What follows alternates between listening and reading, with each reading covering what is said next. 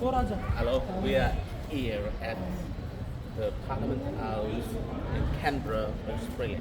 We are going to go into the Parliament House and look see what's inside there. So please don't go away. We will learn a lot of new things. So come follow us. We will take a tour of the Parliament House. So come.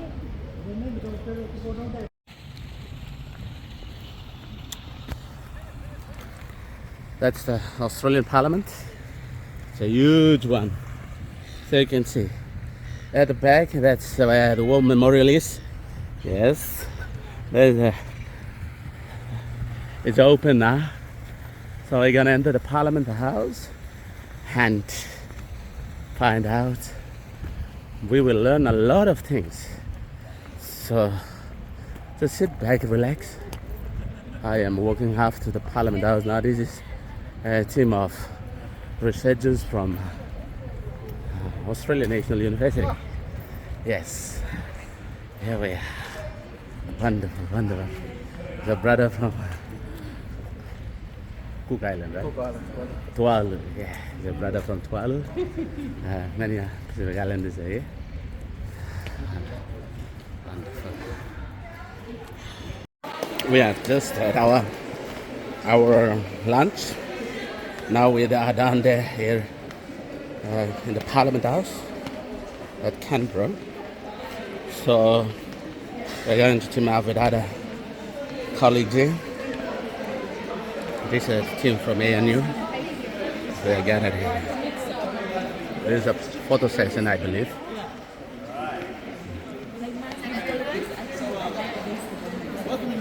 Okay, we are right in the Parliament House. Australia.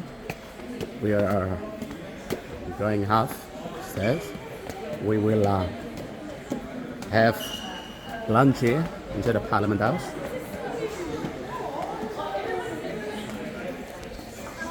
So I'll update you more. So that's at the back there. Okay, we'll see.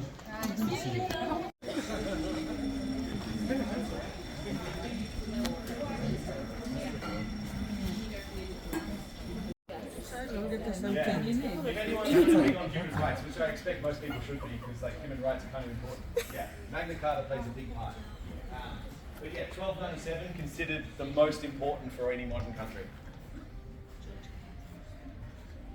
Magna Carta. Yeah, so our art collections teams have spent about 8 years on working out how to put it on public display while still maintaining its integrity and protecting the document. Again, if we're not going to put it on public display, we shouldn't have it, because it belongs to the people, so the people should be able to have access to it. So you were saying that Yep. because other people were looking for it? Yeah, other people wanted it, so we had to get it out of the country pretty quickly and get it back here. Once it was here, we knew it was safe. So, yeah. And it's been basically protected ever since. Yeah, which is a big change from being just sitting in a school desk for who knows how many years. So, the last time it was recorded was in the 13th century, and then it disappeared and turned up in the 1930s in a school desk. So, between the 13th century and the 1930s, we don't know what happened to it in that time. We basically call it the Dark Ages. Yeah, it was just somewhere in a box until it turned up again, and we're very glad that it turned up in one piece. So we have it. It's all in medieval Latin, so it's not exactly easy to translate. Fortunately, when it does go on display, we'll have a digital Latin to English translator, so you'll actually be able to read the whole document. Yeah, like some of it's kind of boring. Some of it's about like tolls for going over bridges and things like that. But a lot of the stuff is pretty important, so we'll take it.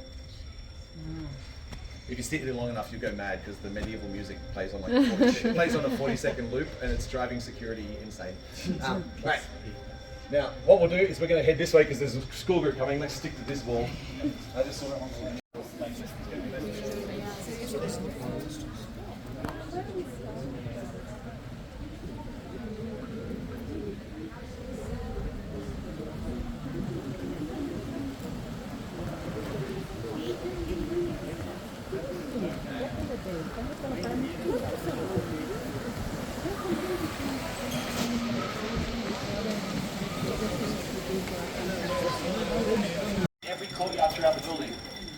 so that if you need to have a quiet conversation with somebody, you can step out into the garden, just stand near the running water, and it makes it impossible for anyone to listen in when they're not supposed to. It's an old trick. We never made it up. It's been around for a really long time. We just use it a lot in this building. The first people to ever use it in architecture was the Romans. They were like, this is actually really cool. You just like stand next to a waterfall, no one can hear what you say. It's perfect. Yeah, we use it in every courtyard. And again, like I said before, it's just a hole in the ground. There's no fence around it. If you're not looking where you're going, you're going straight in. And that is really cold, especially in winter. Yeah, when it's -8 degrees and you fall in there, you know about it. Now, what was that? Oh, it's only about that deep, but it's pretty slippery. So once you're in, yeah. I've got friends who've fallen in, and that was like 6 years ago. We still make fun of them. So it's a thing. All of the plant species in these courtyards, none of them are native. So these are the internal courtyards. All of these plants have come from countries that have strong diplomatic ties to Australia. Of course, we need ones that will survive in Canberra.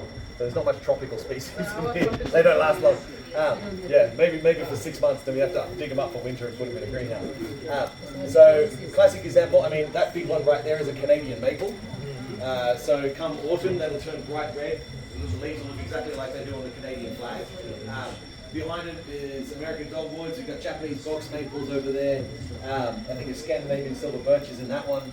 They're all plants from countries that have strong ties to Australia. For some reason, countries give each other trees. I don't know why. It's a thing. I guess they last a long time if you look after them. In fact, of all the different gifts we have incorporated into the building, in the Senate, we have 3 big chairs instead of 1. So the Speaker would sit in 1 big chair, right? That's 100% Australian, eucalyptus, whatever. But in the Senate, the big chair that the President sits in is Canadian. So all made in Canada. We designed them, but they built it for us. The King or the Governor General's chair is made entirely in England, out of English pearwood. And what's it called? The Distinguished Visitors Chair, that's the words, which is the little one next to the big chair, that comes all the way from New Zealand. If we were to go into the Great Hall, which is closed up for special events right now, because sitting weeks, it's never open, because there's event. The timber in the room is entirely Australian, with one exception, sort of. There is ebony that's lined through the Great Hall floor. That was a gift from the people and government of Papua New Guinea. There it is. So the reason that one came in is because, you guys would know, like you guys were in Australia up until like the 70s. Yeah. Hey, there you go. There it is. Yeah. Up until the 70s, you guys were Australia, and in our hearts, you're still there. Yeah, so we deliberately built that. So PNG gave us a whole bunch of ebony that we deliberately built into the Great Hall. It's actually part of our tradition, customs. Whenever we do have delegations coming through, if they're from PNG, we try to bring them in through the Great Hall. So you make contact with PNG here in the middle of Australia. It's kind of nice. That's what we do. Countries give each other timber. That's what we do. Like, it's a thing. Yeah, it's kind of nice. Now, before we move on to the next bit, who's got questions? I'm sure you got questions. I know I'm just bombarding you with information right now. Don't feel too bad. Where's the Great Hall? The Great Hall?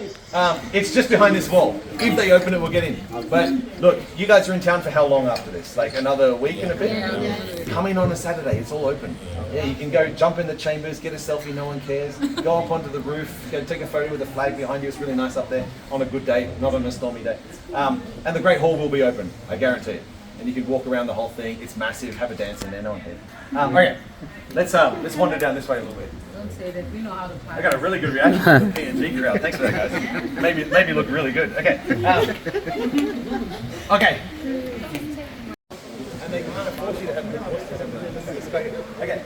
So, welcome to the center of the building. Now, this is known as Members Hall, mainly because of the portraits of all the prime ministers and things around the walls. The very center of the building, straight down there. Since the whole place is symmetrical, we have a center point. That's it. Directly above is the flag itself. So, don't hurt your necks up there, but like at some point while you're in town, come back and be on the roof. It's temporarily closed because of today, but turn up on a Saturday, you can go up on the roof. It's fun. Now, the pool down there marks the very center of the building. That's 100% South Australian Black Imperial granite. We chose South Australia because it's right in the middle of the continent. It makes sense. Yeah, it just works. That serves 2 purposes. The unintended purpose, but it just works, is that it stops anyone from standing in the middle of the building. Since it is public property, we all have an equal share, so no one person can stand in the middle and be like, look at me. Yeah, if you try, you'd fall in. You get very wet, very embarrassed, very arrested. There is a temporary fence around it right now. So that fence is only there because we're going to have an event downstairs. As soon as the event's done, we'll take the fence away, and it just becomes a hole in the floor. I have seen a lot of people fall in, and it's great, especially if you know them. When you work in this building, as part of the orientations for new staff, we always tell people, look, this is a really clean building. It's very easy to walk around like this. Don't, because you will fall in. It happens a lot. And then after the invention of mobile phones, you see people like walking like this. So often, you can see it. You're like, oh, bang. So we always tell people, like, yeah, pay attention. The other purpose that's there, you can hear the running water. That never turns off. In fact, in order to turn it off, you need permission from the Speaker and the President of the Senate. The reason it runs is that it creates white noise. We can look from this level. Upstairs, we have functions and events, charity breakfast, all that kind of stuff happening upstairs. Downstairs, that's the ceremonial entrance into the Senate. Below us is the ceremonial entrance into the House of Reps. There could be members, senators, ambassadors, advisors, all walking down there. You can see them, you can wave at them. They love getting recognized, they'll wave back. Sometimes they'll come up and say hi. But whatever conversations are happening down there should probably stay down there. When you think about what people talk about in this village. So the white noise just makes it impossible to listen into things that you're not supposed to be listening into. In all of the courtyards around, there are water features. In fact, if we go over here,